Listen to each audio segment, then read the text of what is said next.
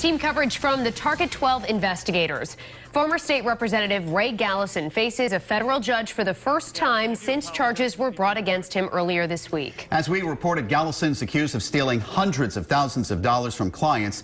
It's the latest in what has become a frequent headline in Rhode Island of a politician in trouble with the law. Target 12 investigator Tim White was at court today and begins our team coverage live in studio. Mike and Shannon, today was largely procedural. Even though Gallison has pledged to admit his guilt in this case, a not guilty plea was entered on his behalf by a judge. A change of plea hearing is the next step. After months of flying under the radar, former state representative Raymond Gallison walks out of federal court following his arraignment.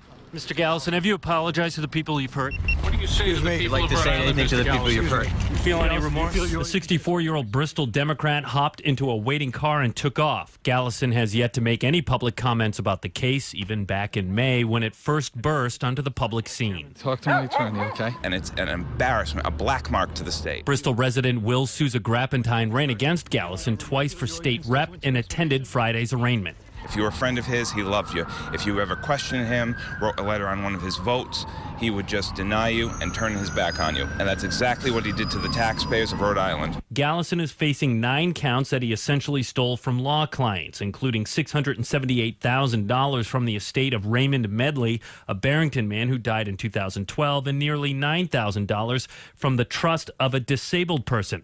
He's also accused of lying to the IRS about how money was used by a taxpayer-funded nonprofit he ran. Gallison will likely have to take that walk again when he has a change of plea hearing that's yet to be scheduled. New at 6, are these cases acting as a deterrent?